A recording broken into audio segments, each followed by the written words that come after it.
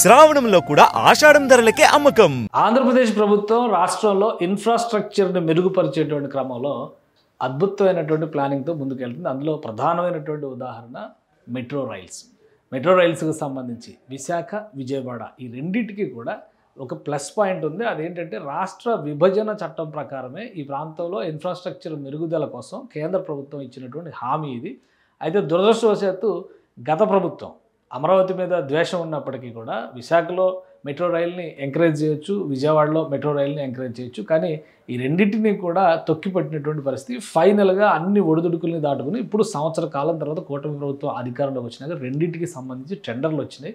టెండర్లు వచ్చిన తర్వాత స్పెసిఫికేషన్స్ చాలా ఆసక్తికరంగా ఉన్నాయి. ఎందుకంటే అటు విశాఖలో డబుల్ డెక్కర్ ట్రైను, ఇటు విజయవాడలో అండర్ గ్రౌండ్ ట్రైన్, ఈ రెండు కూడా ఆసక్తికరంగా ఉన్నాయి. ఒకసారి చూద్దాం. ఇచ్చినటువంటి టెండర్స్కి సంబంధించినటువంటి కీలక అంశాలని ఒకసారి పరిశీలించే ప్రయత్నం చేద్దాం. ఇది Andhra Pradesh metro rail corporation limited దీన్ని చూస్తుంది. ఇక్కడ ఈ ప్రాజెక్టుకి సంబంధించి సెంట్రల్ గవర్నమెంట్, స్టేట్ గవర్నమెంట్ సమానంగా బాధ్యత తీసుకుంటుంది. దాంతోపాటు ప్రైవేటు భాగస్వామ్యాన్ని తీసుకుని ప్రైవేటు భాగస్వామ్యం ద్వారా వాళ్ళు డబ్బులు ఇన్వెస్ట్ చేస్తారు.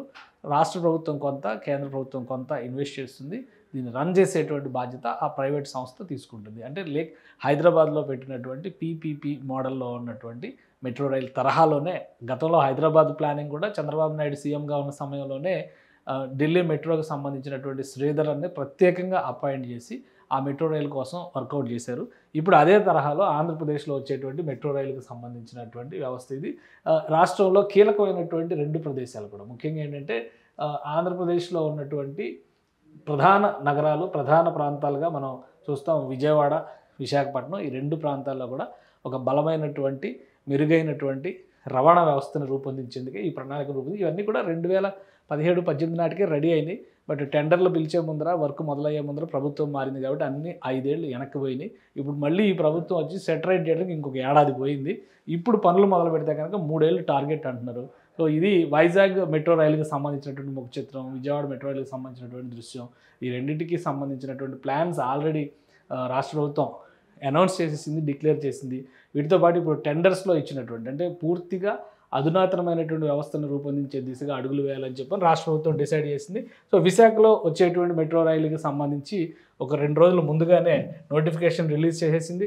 ఇది విశాఖ మెట్రో రైలుకి సంబంధించినటువంటి నోటిఫికేషన్. ఇందులో ఉన్నటువంటి ప్రత్యేక అంశాలను కూడా మనం ఒకసారి పరిశీలిద్దాం. ఇది name of the work engineering design and construction of viaduct length 46 అంటే 46.23 కిలోమీటర్లు 3 కారిడార్లో విశాఖపట్నానికి సంబంధించినటువంటి మెట్రో రైల్ వ్యవస్థ including 20.16 kilometres of double decker line. ఇది ఫ్లైఓవర్ కమ్, ఇది చూడండి.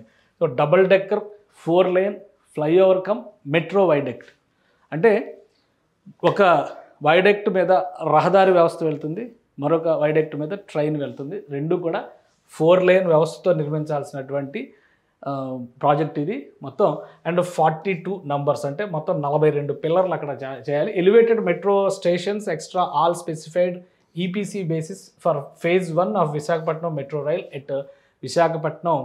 దీనికి సంబంధించినటువంటి మ్యాప్స్ కూడా రిలీజ్ అయినాయి. బిడ్ వ్యాలిడిటీ 180 days, మొత్తం డేట్ ఆఫ్ సబ్మిషన్, ఇదంతా కూడా టెక్నికల్ డీటెయిల్స్, బిడ్కి సంబంధించినటువంటి అంశాలు ప్రొజెక్ట్ చేసుకునే వాళ్ళు చూసుకునేది. సో మనకి ఇంపార్టెంట్గా కనబడేది ఏంటంటే డ్యూరేషన్ ఆఫ్ కాంట్రాక్ట్ 30 months అంటే 24 నెలలు. డబుల్ డెక్కర్ లైన్కి సంబంధించి 24 నెలలు, మొత్తం 30 months. అంటే మీకు క్లియర్గా కనిపిస్తుంది ఇక్కడ 2.5 సంవత్సరాలు లెక్క కనిపిస్తుంది, 2.5 సంవత్సరాలు లెక్క కనిపిస్తుంది. సో 2.5 సంవత్సరాల్లో ఈ ప్రాజెక్ట్ కంప్లీట్ చేయాలనేటువంటి టార్గెట్ని రాష్ట్ర ప్రభుత్వం డిసైడ్ చేసింది. 6,250 కోట్ల రూపాయలు ఎక్స్క్లూడింగ్ జిఎస్టీ నడుస్తుంది. ఇది ప్రాజెక్టుకు సంబంధించినటువంటిది. ఇక టెండర్ ప్రాసెస్కి సంబంధించినటువంటి కండిషన్స్ అన్నీ కూడా ఇందులో డిస్క్లోజ్ చేశారు. మెట్రో సబ్మిషన్కి సంబంధించినటువంటి ప్రాసెస్, ప్రీ మీటింగ్, ఇవన్నీ కూడా డేట్ లైన్స్, టైం లైన్స్ అన్నీ కూడా పెట్టారు. మొత్తానికి ఆగస్టు 20వ తేదీ నాటికి మొత్తం అన్నీ కూడా కంప్లీట్ చేసి బిడ్ ప్రాసెస్ని కంప్లీట్ చేసి అధికారికంగా అనౌన్స్ చేసేటువంటి అవకాశం ఉంది. ఇది మెట్రో రైలుకి సంబంధించినటువంటి ప్రణాళికని రామకృష్ణారెడ్డి గారు ప్రస్తుతం మేనేజింగ్ డైరెక్టర్గా వ్యవహరిస్తున్నారు. సో ఆయన ఇచ్చినటువంటి కాపీ. అలానే విజయవాడది కూడా ఒకసారి మనం చూద్దాం. విజయవాడ ప్రాజెక్టుకి సంబంధించినటువంటి డీటెయిల్స్ ఏంటంటే విజయవాడది డిస్టెన్స్ పరంగా చూసినప్పుడు కొంత తక్కువ ఉండొచ్చు, కానీ మెయింటెనెన్స్ పరంగా కానీ దానికి యాక్సెసిబిలిటీ పరంగా కానీ చాలా ఎక్కువ అవసరాలు కనిపిస్తున్నాయి. ఇది విజయవాడ మెట్రోకి సంబంధించి 28వ తేదీన రిలీజ్ చేశారు. దీనికి సంబంధించినటువంటి డీటెయిల్స్ ఒకసారి మనం చూద్దాం. Name of the work same, engineering design and construction of viaduct length 38, అక్కడ 48 ఉంది, ఇక్కడ 46 ఉంది, ఇక్కడ 38 ఉంది. సో ఈ రెండింటికి ఇది కొంచెం డిస్టెన్స్ పరంగా చెందింది. Including 4.33 kilometres of double decker flyover cum metro viaduct. ఇది గన్నవరం ఎయిర్పోర్ట్ దగ్గర వస్తుంది ఈ రూట్ అని చెప్పారు. అలానే under ground metro station and 32 numbers elevated metro stations, all specified in EPC basis phase 1 of Vijayawada Metro Rail. ఇది విజయవాడ మెట్రో రైల్కి ఉన్నటువంటి speciality కింద మనం చూడాలి. దీనికి కూడా సేమ్ టైం లైన్ 180 days ఇచ్చారు. ఇక మొత్తం బిడ్ అమౌంట్, కాస్టింగ్స్ ఇవన్నీ ఒకసారి మనం చూస్తే కనుక ఇది బిడ్ సెక్యూరిటీ అమౌంట్, వాటికి సంబంధించినటువంటి డీటెయిల్స్ ఇవి టెండర్స్ ఫాలో అయ్యే వాళ్ళకి అవసరం అవుతుంది. ఇక కాంట్రాక్ట్ డ్యూరేషన్ మనకి ఇంపార్టెంట్, ఎందుకంటే 30 months ఇక్కడ మెన్షన్ చేశారు. సేమ్ 2.5 ఏళ్ళు కనిపిస్తుంది ఇక్కడ కూడా. ఇది డబుల్ డెక్కర్ లైన్ ఫ్లైఓవర్కి కన్స్ట్రక్షన్ సంబంధించి 24 months ఇచ్చారు, అంటే 2 years. ఇదేమో 2.5, 2.5 ఏళ్ళు.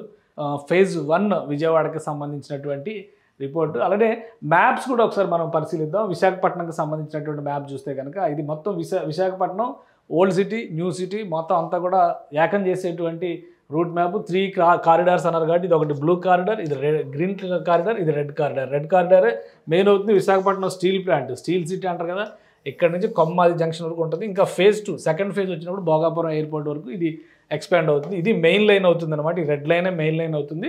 ఇక ఇవి రెండు సిటీ కోర్ సిటీ ఏరియాలో కనెక్ట్ చేసేటువంటి పాయింట్స్. ముఖ్యంగా ఇది ఓల్డ్ పోస్ట్ ఆఫీస్కి వెళ్ళేది, ఇదేమో చిన్న బజార్ వైపు, చిన్న వాల్తేరు వైపు వెళ్ళేటువంటిది. సో ఇక్కడ ఆర్టీసీ కాంప్లెక్స్ ఒక జంక్షన్ పాయింట్ అవుతుంది. ఇక్కడ ఉన్నటువంటి తాడిచెట్లపాలెం, గురుద్వారా జంక్షన్, ఇవి మెయిన్ జంక్షన్స్ అవుతాయి. ఇది విశాఖపట్నానికి సంబంధించి 46.23 కిలోమీటర్ల రూట్ మ్యాప్. ఆల్రెడీ స్టేషన్లకు సంబంధించినటువంటి డేటా ఇవన్నీ కూడా ఇందులో అనౌన్స్ చేసేసారు. గతంలోనే వీటిని అనౌన్స్ చేసి పెట్టారు. కాబట్టి దాని మీద పెద్ద కన్ఫ్యూజన్ ఏమీ లేదు. మొత్తం మీద ప్రాజెక్టు పనులకి సంబంధించినటువంటి విషయాలని చాలా త్వరగా వినియోగంలోకి తీసుకురావాలని చెప్పని రాష్ట్ర ప్రభుత్వం భావిస్తుంది.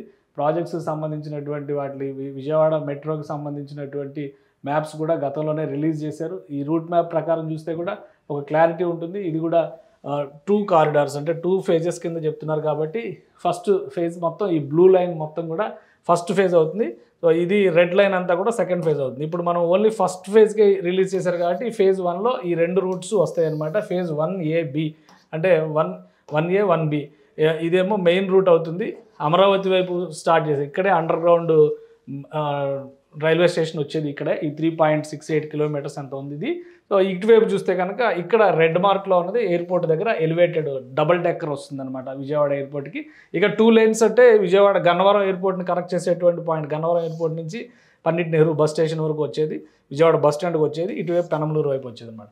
సో ఇది మొత్తం వీటికి సంబంధించి రాబోయే రోజుల్లో ట్రాన్స్పోర్ట్ సిస్టమే మారిపోయేటువంటి అవకాశం ఉంది ఈ 2 మెట్రో నగరాల్లో. అమరావతికి కనెక్టివిటీ కూడా ఇప్పటి నుంచి ఒక ప్రణాళికాబద్ధంగా ఇక్కడ ఒక జంక్షన్ పాయింట్, కేసీ జంక్షన్ పాయింట్ని తీసుకొచ్చి అక్కడ పెండింగ్లో పెడతారు. phase 2లో అది ఇంపార్టెంట్ కనెక్టివిటీ అవుతుంది.